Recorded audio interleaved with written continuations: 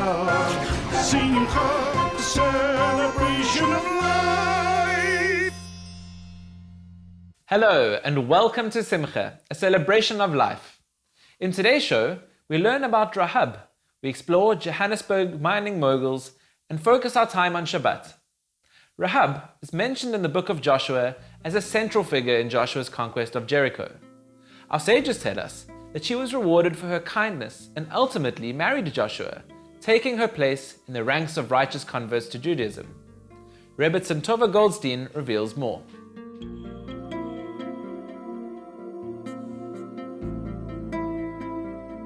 Rahab lived in Israel before it was called Israel. It was called the land of Canaan at the time. And this was about a month after the Jews had left Egypt and they were ready to check out the land of Israel and spy out the land of Israel. And it's the story of the spies, which is also quite well known in the Bible, where one great person from each of the 12 tribes was sent out into the land to spy out the land and see what Israel would be like and to prepare the Jews for when they entered into the land of Israel. Now, the two of the spies, Joshua and Caleb, went into the land, and they were almost caught by the Canaanite soldiers that were on the lookout for the spies. And they managed to hide in an inn, but this was no regular inn. This was an inn that was owned and run by Rahab. Rahab was known to be the most beautiful woman in the world. In fact, she was so famous that it says that men and women from all over the world, kings, queens, and princes, would come to her to have a good time. And she was a very successful woman. She was also an incredibly wise and kind and righteous woman as well, which is, for many people, would seem like a contradiction. But the truth is the truth, and this is who she was.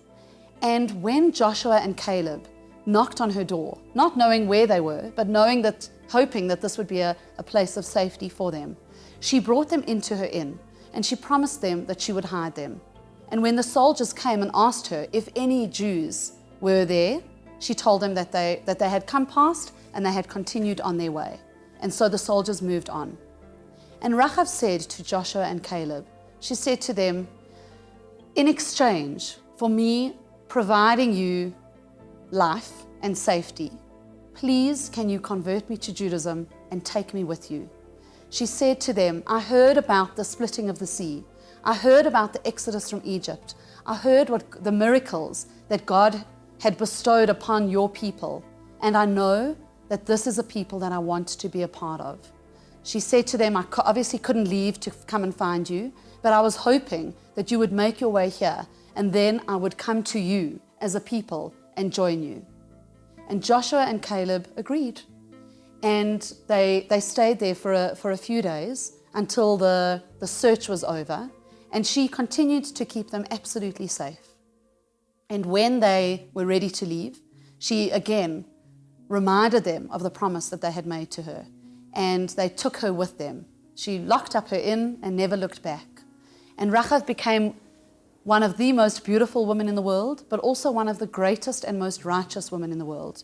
In fact, she went on to marry Joshua, and Joshua was the leader of the Jewish people. Once Moses passed away, Joshua became the next person after Moses to be the leader of the Jewish people, with Rahab alongside him.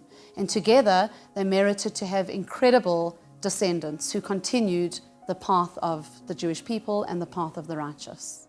For me, the take-home story of Rahab is that no matter who you are, you can always become something else.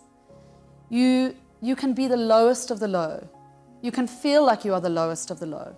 You can feel like you have got nowhere to turn. You can feel like this is who you are and you will never ever change. But Rahab, who was something that is so anti what so many people stand for, she showed us that in an instant, if you make that decision, you can change. We get very caught up in labeling ourselves and others. You know, we can say, I'm just an anxious person, or I'm just a person that hates my job and that's never gonna change. Or I'm a terrible mother. Whatever it may be, we take a lot of joy in labeling ourselves, and most of the time those labels are negative. But Rachav comes to remind us that labels mean nothing. You can be something one day and be something else entirely the next day. We don't have to be stuck on who we are and what we have decided we are or what others have decided we are. Instantly, if we choose to, we can become something different. And that is the message that Rachav taught us.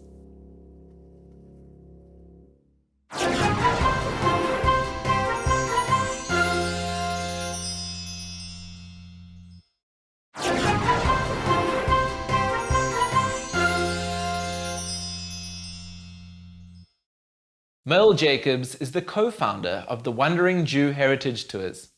Today, Merle takes us on a walking tour through Johannesburg's central business district and explores who the pioneering Jews were that contributed to the rich mining history of the Transvaal.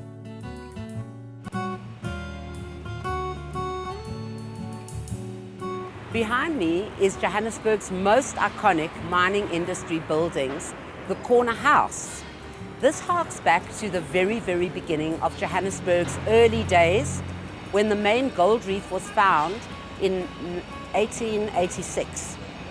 Now, originally, Commissioner Street, which is running next to me here, was the border of Johannesburg. And this is why the site was chosen for the Corner House. Why it's called the Corner House is because the very first company that was in this building was called S10 and Company. And S10 means cornerstone in German. It was the cornerstone of the mining industry, and it's on a corner plot, therefore the Corner House. Now, two very important Jewish mining entrepreneurs, landlords as they were called, were associated with this building. The first one was Alfred Bates, and the second one was Lionel Phillips. Both of them were born Jewish. Alfred Bates was German and Lionel Phillips was British. Now, Alfred Bates was a very, very important person on which the financial security of the mining industry was built. He was busy, at the time that gold was discovered here, he was busy wrapping up the diamond mining monopoly in Kimberley for Cecil John Rhodes and Barney Bonata.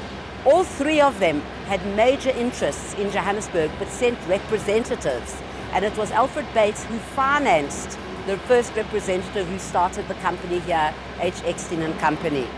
Originally, it was a wood and iron shack on this corner called Bate Building, the financier. Within a few years, the two-story building that was built originally was pulled down in 1903 to give way to the building that you see now, 7 stories, which was actually Johannesburg's first skyscraper. The building behind me is the site of the first 2 Johannesburg Stock Exchange. Obviously, it was right opposite the Corner House, which was the main trading building of Johannesburg in its early days. Now, within a year of the first stock exchange being built in 1887, it became too small. It was only a single-story building. And then a double-story building was built on the same site as the one you see now. Trading got so boisterous in those days as the space ran out that they put chains up along Commissioner Street, on Simmons Street, between Commissioner and Market Street, in order to contain the traders who used to spill onto the roads.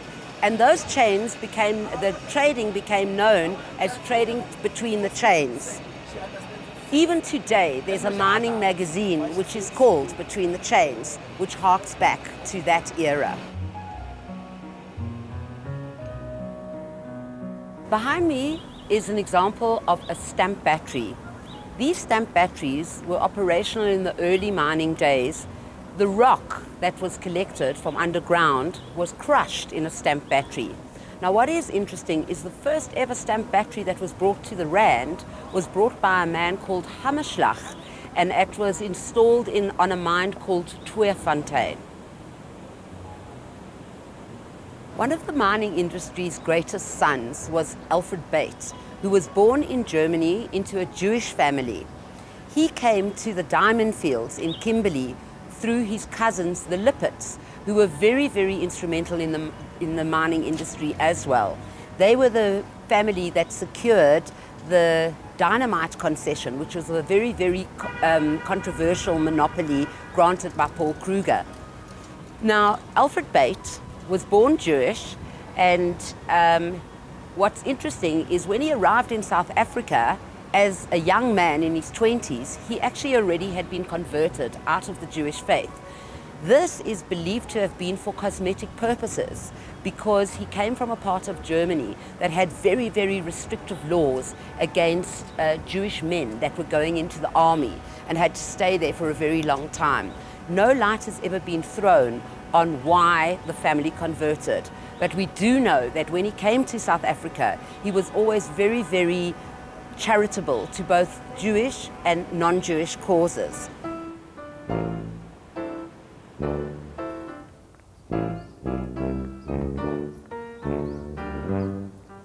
I'm now standing in front of one of Johannesburg's most iconic mining buildings, being Anglo-American Corporation. This is their headquarters, and it was established and opened. This building was opened in 1938. Now, who was the initiator of this great company, Anglo-American? Somebody by the name of Ernest Oppenheimer.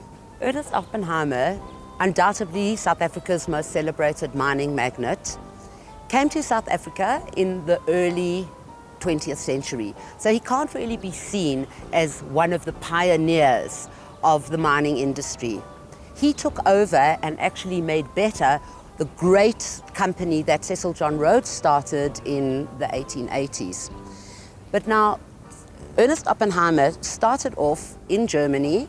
He was educated through a company called Dunkelsböhler, and he landed up in the diamond fields in 1902. He stayed there, had a family there. He even became the mayor of Kimberley at one point. In around about 1915, he left Kimberley to come to Johannesburg to start the Anglo-American Corporation. People often ask, why is it called Anglo-American? Because most of the finance was obtained from America through JP Morgan, which started this company. Now, Anglo-American not only was involved in the gold mining industry, it was also involved very much in property development. Some of Johannesburg's most notable companies in the city were built by Anglo-American Corporation, the Carlton Centre being one of them. Also the Diamond Building in Diagonal Street, which was completed in 1984 for De Beers, also built by Anglo-American. But Ernest Oppenheimer's claim to fame is also De Beers. Now, he became the chairman of De Beers in 1929, just before he turned 50. He actually had started Anglo-American Corporation when he was only 37 in 1917. So when he became the chairman of De Beers Mines in 1929, this was a very, very difficult time, being the year of the stock market crash. However, all his companies survived with the help of an advertising campaign, A Diamond is Forever, which basically pushed what was up to that point the diamond mainly in the industrial sector to being in the private sector. And ever since then, women have wanted a diamond ring for their engagement ring. Hollard Street. This is the heartbeat of the mining industry right from the very, very early pioneering days. Two most iconic buildings around us. Behind me, you'll see Tallis House. Now, Tallis House is connected with two very interesting Jewish stories. Right in the very early days of Johannesburg, two entrepreneurs, both Jewish, both from Germany, gave rise to the huge company that eventually transpired here. The one was the Albu brothers, Leopold and George Albu, who came to the diamond fields in the early 1870s and eventually landed up in Johannesburg, consolidated all their mining interests, and started the iconic company, General Mining and Finance Corporation. The other was Adolf Goetz. He was a German Jew who came out to South Africa to secure a bank finance deal with President Paul Kruger. He landed up creating the company Union Corporation. And the two companies, General Mining and Finance and Union Corporation, merged to form the very iconic 20th century mining company called Gencor. Gencor then amalgamated with other companies like Federale Mainbow, Billiton, and eventually BHP to become one of the biggest mining concerns in the world, being BHP Billiton. In 2015, BHP Billiton sold out many of its African shares, and this building behind me became the home of an Australian company called South 32. Now, if you look, you'll see that it houses, since last year, the education department of Johannesburg. This shows how the profile of this iconic area, being Hollard Street, is now changing, moving into the 21st century.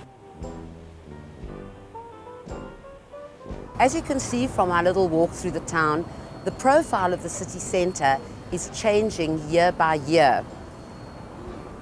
The commercial centre of Johannesburg is now Sandton, but the centre of Johannesburg still remains the greatest legacy to Johannesburg's interesting and fascinating past, which started with the mining industry.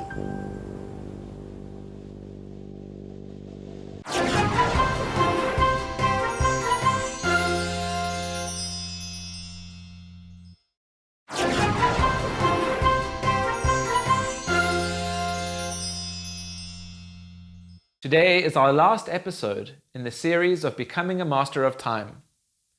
Rabbi Trugman explains how Shabbat, the Jewish day of rest, allows one to focus on the present and to savor every minute of the traditions and rituals associated with the Sabbath.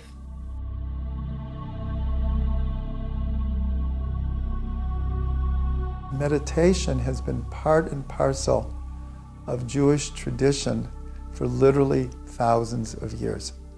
But the point I want to make that impacts on time is Jewish meditation has many, many, many different forms, and many of them can be done in a matter of seconds.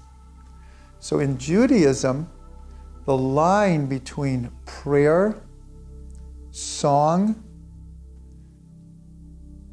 what's called kavana, having a focused thought, becomes very blurred. So, for example, when a woman lights candles before Shabbat, and she takes just 3 or 4 seconds to make this motion of bringing in the light, that is a meditation. Even though it took 3 or 4 seconds. Why? Because in that moment, the woman is totally focused on what she's doing. So meditation is a good analogy of how you could take even a matter of seconds, a matter of a minute, and turn it into really an experience of an eternal spiritual experience. I'd like to try to explain a somewhat mystical idea, but it's actually a very scientific idea and also a practical idea. So in mathematics, there's what's called inverse numbers, where you have a number 1, 2, 3, and then the inverse is 3, 2, 1. So in mathematics, this has significance. So in mystical tradition, every letter in the Torah has a numerical value. This is what is called gematria. Therefore, every word has a numerical value. And the idea is if 2 words have the same numerical value, then there must be some connection. Just like in mathematics, if you have 2 numbers in the same set, there's got to be some connection. So the numerical value of Shabbat is 702. The inverse of 702 is 207. 207 is the numerical value of light. Light. So this is one of the secrets of the first thing we do on Shabbat is we light candles. We bring light into our lives, meaning that Shabbat is light, and we want to bring that light inwards to our hearts, our souls, our minds. But there's a deeper aspect here. When matter travels through space closer and closer to the speed of light, time slows down. And when you get to the speed of light, no time passes, which is it's a scientific concept, but it's also a mystical concept. What does it mean, no time passes? So the idea is that the spirituality of Shabbat, we can have this experience of being beyond time, where truthfully our minds that we now know are all electrical impulses. The brain is a big electric conductor, and our thoughts are quite literally flashes of light, of electricity from synapse to synapse. So on Shabbat, when we get into this atmosphere of not thinking of the past and not thinking of the future and being in the now, it's like traveling at the speed of light. Again, Shabbat and light are inverse numbers, 702 and 207. So this is a very, very profound idea that we can access the spiritual light, and it's really in our minds. And things slow down. On Shabbat, everything slows down. We eat slower, we pray slower, we walk slower, we get up out of bed slower, because that is the atmosphere that we are creating.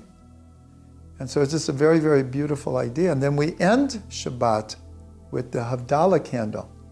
So we begin Shabbos with light, we end Shabbos with light, because the essence of Shabbat is truly light.